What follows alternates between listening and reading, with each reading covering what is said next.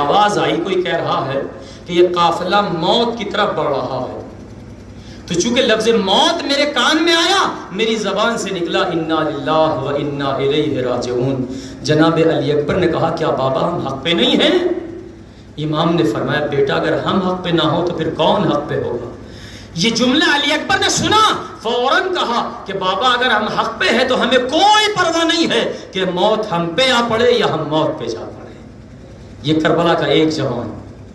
دوسرا جوان شب عاشور اپنے چچا کے پاس بیٹھا ہوا شہداء کی فہرست سن رہا ہے۔ جب اس کو اپنا نام نظر نہیں آیا تو ہاتھوں کو جوڑ کے کہتا ہے چچا جان کیا شہیدوں میں میرا نام نہیں ہے؟ امام نے سر کو جھکا لیا۔ دوبارہ قاسم نے استفسار کیا چچا کیا شہیدوں میں میرا نام نہیں ہے؟ امام حسین نے یہ نہیں کہا کہ بیٹا تیرا بھی نام ہے، بلکہ یہ کہا کہ بیٹا تیرا ہی نہیں بلکہ تیرے چھوٹے بھائی علی اصغر کا بھی نام ہے۔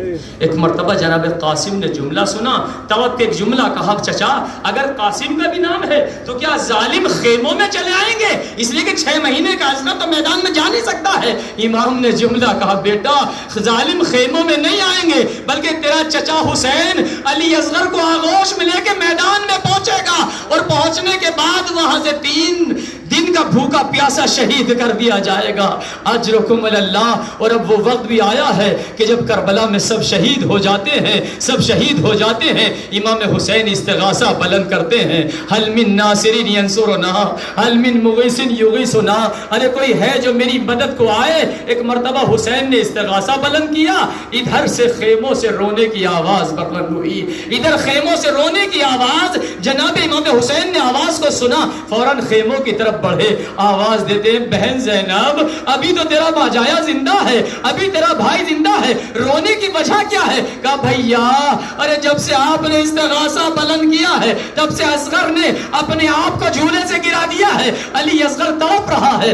امام حسین کہتے ہیں اے بہن ارے لاؤ علی اصغر کو مجھے دے دو، اس کو میں لے کے جاتا ہوں، شاید ظالم پانی پلا دے۔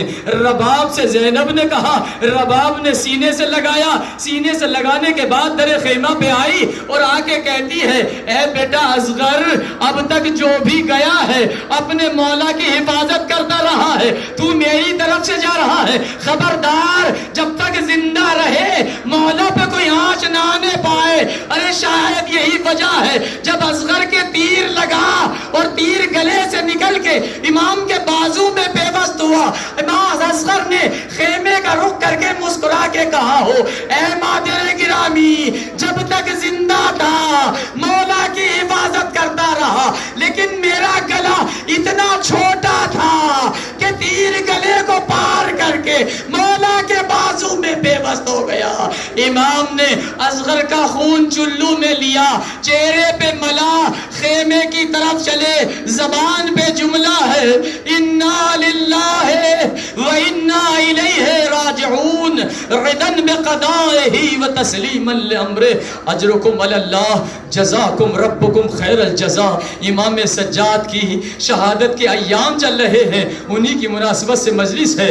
اجرکم علی اللہ۔ عزیزوں بڑے بڑے شہید دیکھے ہیں، لیکن ظاہر ہے جیسا جناب سید سجاد کی شہادت کی صورتحال ہے، چند ہی شہید ایسے گزرے ہیں کہ جن کو غسل دینے والے تڑپ تڑپ کے روئے ہیں، جن کو غسل دینے والے، ایک تو جناب سیدہ کا جنازہ ہے کہ مولا کائنات غسل دے رہے ہیں، اور غسل دیتے دیتے جب مولا سیدہ کی پسلی پر پہنچے، پہلو پر پہنچے تو بے ساختہ چیخ نکلی، باہر نکلے، اصحاب نے پوچھا مولا آپ جیسا صابر امام اور چیخ کے رونے کی وجہ کیا ہے؟ کہا فاطمہ نے مجھ سے چھپائے رکھا تھا، ارے جب میں پہلو غسل دے رہا تھا میرا ہاتھ پہلو پہ پہنچا، دیکھا فاطمہ کی 2 پسلیاں ٹوٹی ہوئی ہے، فاطمہ نے مجھ سے چھپائے رکھا۔ اجرکم علی اللہ۔ دوسرا جنازہ زندان شام میں ہے، ایک بچی کا جنازہ ہے، غسالہ آتی ہے، غسالہ زندان میں جاتی ہے، اور جانے کے بعد جب غسل کے ارادے سے سکینہ کے کپڑے اتارنے چاہے، سرو سینہ پیٹتی ہوئی آ گئی، اے بچے بیویو اس بچی کی ماں کون ہے؟ جناب زینب آگے بڑھی، اے غسالہ کیا وجہ ہے؟ کہا مجھے بتاؤ بچی مریض کیا تھی، بچی کو مرض کیا تھا؟ جناب زینب نے کہا ارے بچی کو کوئی مرض نہ تھا، بچی مریض نہ تھی، لیکن پتہ وجہ کیا ہے؟ کہا بی بی ارے حسین غسل کے ارادے سے کپڑے اتارنے چاہے تو بچی کا کپڑوں کے ساتھ کھال کھینچی چلی آتی ہے۔ زینب نے کہا اے غسالہ، بچی مریض نہ تھی، کربلا سے کوفہ، کوفے سے شام، کئی مرتبہ اونٹ سے گئی ہے، مسلسل تعزیہ نکاتی چلی آئی ہے۔ اجرکم علی اللہ، جزاکم ربکم خیر الجزا۔ تیسرا جنازہ ہمارے چوتھے امام کا ہے۔ امام باقر مدینے میں غسل دے رہے ہیں، اور غسل دیتے دیتے تاریخ کہتی ہے امام نے صحابہ کو بلایا، اے میرے صحابیوں آؤ دیکھو میرے بابا کی پنڈلیوں سے گوشت ختم ہو چکا ہے۔ ارے کربلا سے کوفہ، کوفے سے شام، پیروں میں زنجیریں، میرے بابا کے گھٹنے، میرے بابا کی پنڈلیاں۔ اجرکم علی اللہ، مولا کو غسل دیا گیا، کفن پہنایا گیا، بقیع میں دفنا دیا گیا۔ لیکن میں عرض کروں گا مولا آپ کو غسل بھی ملا، کفن بھی ملا، شیعوں نے جنازہ اٹھایا، بقیع میں دفن کر دیا، لیکن ہمارا سلام حسین ابن علی کلی الجوان بیٹا سید سجاد موجود ہے۔ باپ کا جنازہ زیر آسمان بے گورو کفن پڑا ہے، بیٹا اتنا انا للہ و انا الیہ راجعون، رضا بقضائہ و تسلیما لامرہ۔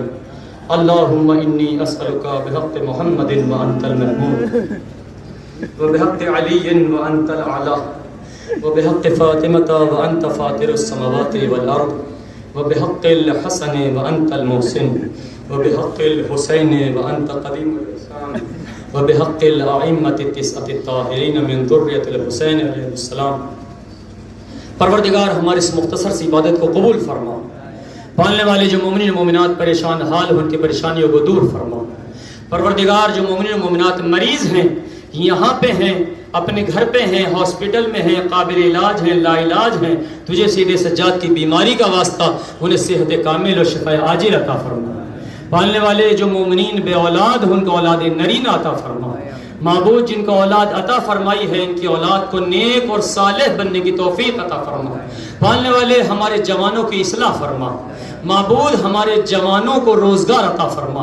پروردگار جن کو روزگار دیا ہے ان کے روزگار میں ترقی عطا فرما۔ پالنے والے ہماری خواتین کو پردے سے رہنے کی توفیق عطا فرما۔ پالنے والے ہماری مسجد اور امام بارگاہوں کو آباد فرما۔ پالنے والے ہماری شبیداریوں کو، عزاداریوں کو، مجالس کو، محافل کو قبول و مقبول فرما۔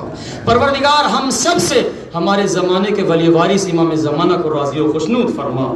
پروردگار امام زمانہ کے ظہور میں تعجیل فرما اور ہم سب کو ان کے انصار و آوان میں شمار فرما۔ آمین یا رب العالمین۔ ماتم حسین۔